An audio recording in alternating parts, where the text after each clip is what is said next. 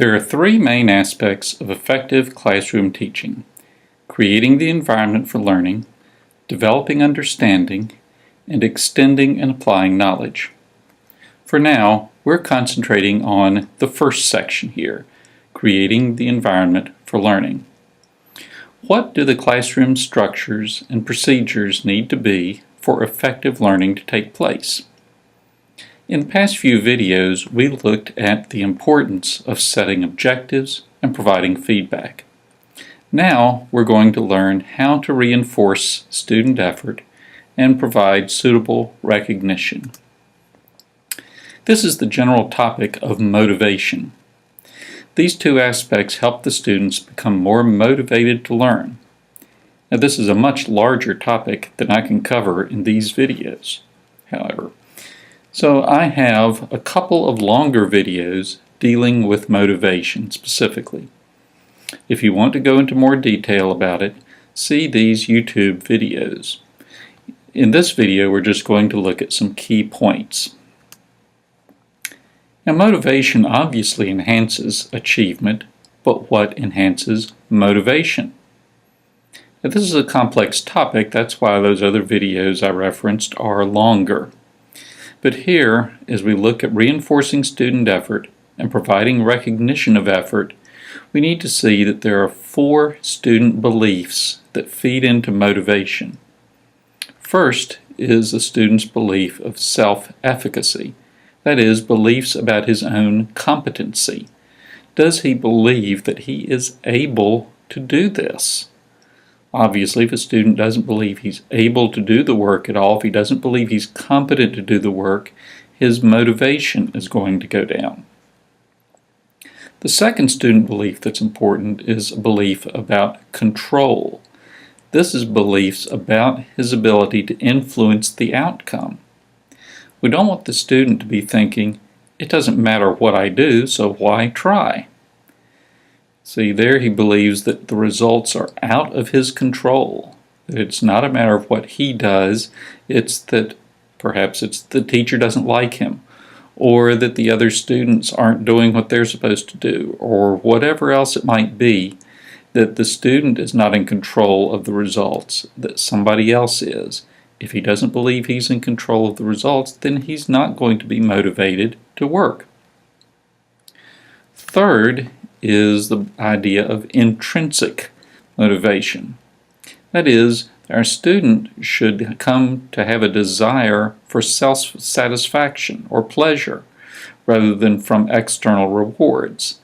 That is, he's motivated because he derives pleasure or satisfaction from the work itself or from the learning itself rather than from any extrinsic rewards. This doesn't rule out extrinsic rewards, like if you give students a treat for doing something, or parents sometimes will offer rewards for getting good grades.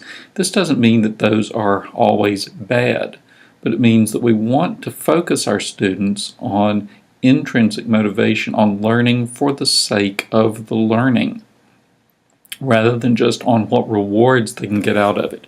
The more their motivation is intrinsic, the more they're going to have motivation. And finally, students need to believe in the value of the task. That is, if they believe that the task, that the work, that the subject they're studying is important, if they believe it has worth, they're going to be more motivated to work than if they believe the task is unimportant.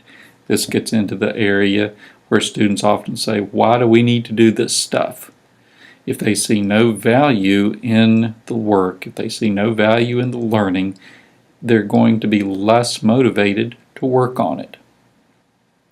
So those 4 beliefs, student beliefs, are important in the area of motivation.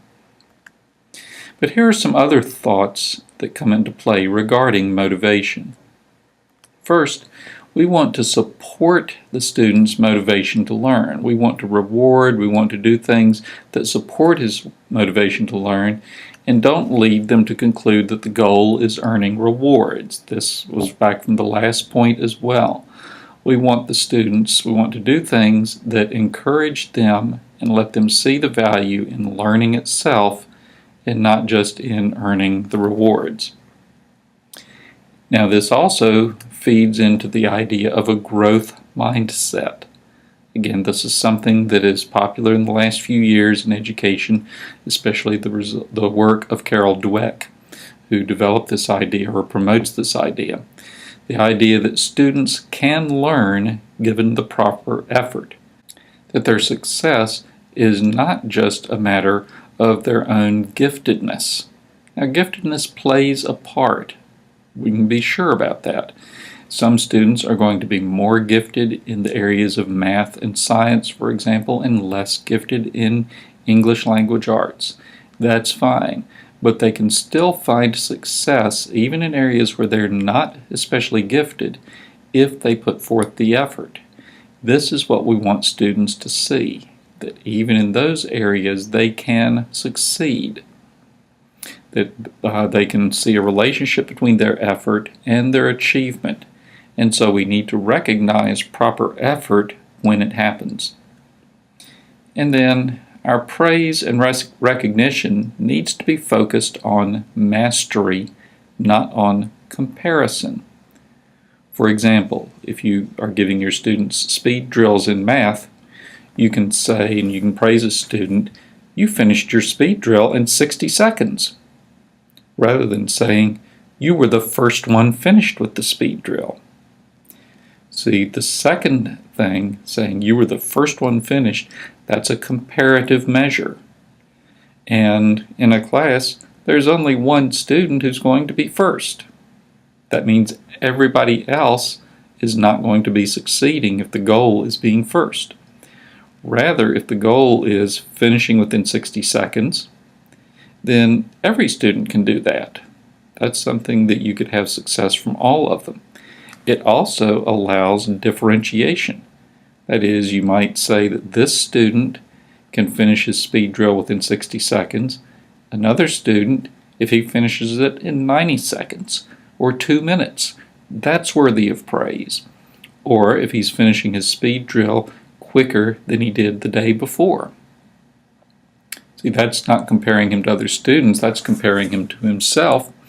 But there's the differentiation in. The idea is focusing on the mastery, on the achievement, not on comparing him with other students. So these are just some overall ideas about motivation. In our next video, we're going to focus more specifically on ways we can reinforce student effort.